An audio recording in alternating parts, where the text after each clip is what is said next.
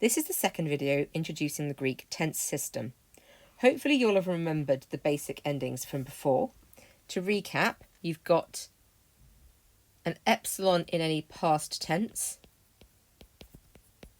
at the front and a sigma in the future or the aorist.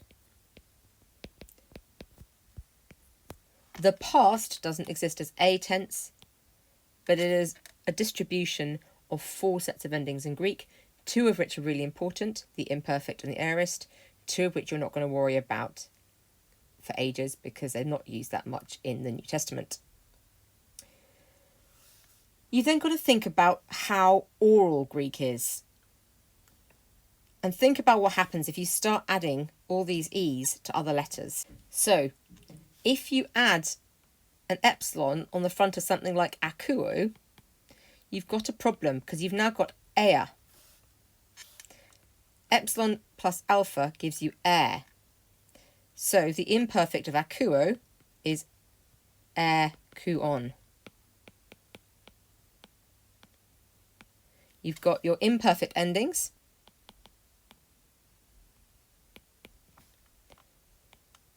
And you've got a contracted epsilon augment. So you have to get used to noticing that there can be contractions. And if you look in the key grammar box in the book, which I'll repeat here, an alpha plus an epsilon augment gives you an eta. That's what's happened in akuo. An epsilon plus an augment also gives you an eta. And an omicron plus an augment gives you an omega. Other letters stay the same. So that's your key grammar that you need to learn about the augments. If you look on pages 71 and 72, there's a discussion of these a bit further, including what happens with diphthongs. So do go back and have a look at pages 71 to 2 for complete charts of those. The next thing you've got to think about is compound verbs. The next thing you've got to think about is the sigma suffix. What happens when you add a sigma to other letters? So you've got a bit of an issue. If you take a luo and you shove a sigma in, all is well because you're going vowel, consonant, vowel. If, however, you take a word like baptisto and you shove a S in, then you've now got ZS, which is an awful lot of consonant S sounds all at once. And Greek doesn't like that very much. So it's going to have to get rid of it. So the future of baptisto is baptisso, where that horrible ZS has contracted down now into a single S. Learning these contractions is really important. Check page 74 of your books where they are written out. You'll remember I told you there were different printings of the books. This is one place where it matters. The key grammar box at the top needs checking. If you've got just the 2 lines in this green box here, then you need to add another line. You need to add kappa, gamma, chi, or double sigma plus sigma gives you psi. So if you've only got 2 lines there, make sure you add that 3rd line. In summary, very few verbs start with an eta or an omega. So if you've got an eta or an omega, the likelihood is it's a contraction of a past tense, and therefore very few verbs are going to have an S in the normal form you look up in the dictionary. So if you see that, if you see ps, s, ks in your stem, then the likelihood is it's either a future or an aorist. So use those as warning signs, and if you come across verbs that don't fit that category, make a note of them as ones to learn carefully. You then need to think about compound verbs. The easiest one to use here is again luo. You've learned luo. Gives you an imperfect lu, on. If you take the verb apoluo, however,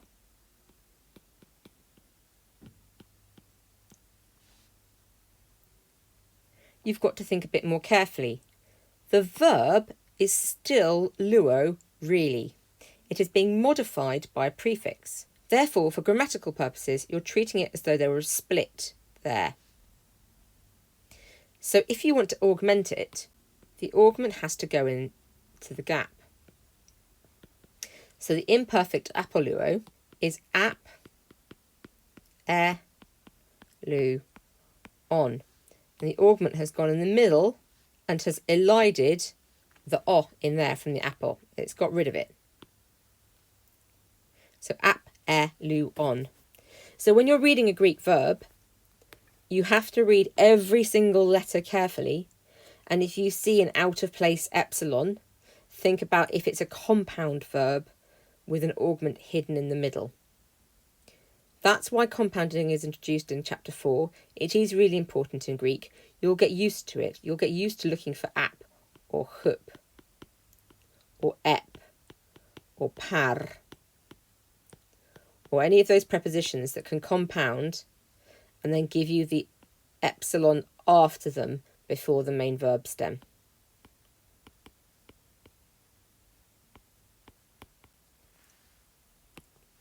The next thing you need to think about, and indeed the last thing for this chapter, are the contracted verbs. You learned luo. The rules here, there are two things to bear in mind. One is contractions still occur.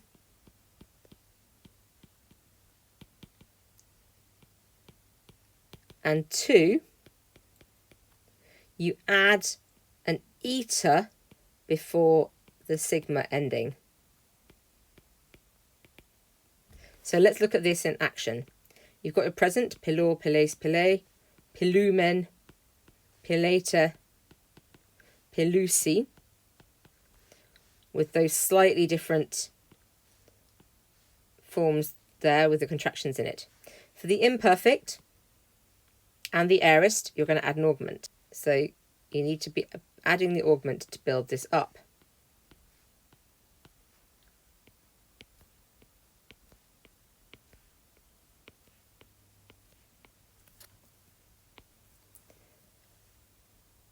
For the imperfect, all you need to do now is add the endings that you are expecting. Epsilon, eluon, on contracts with to give you un. Ace and a remember the same. Umen, eta, that's the same as in the present. And then the third person plural is un again.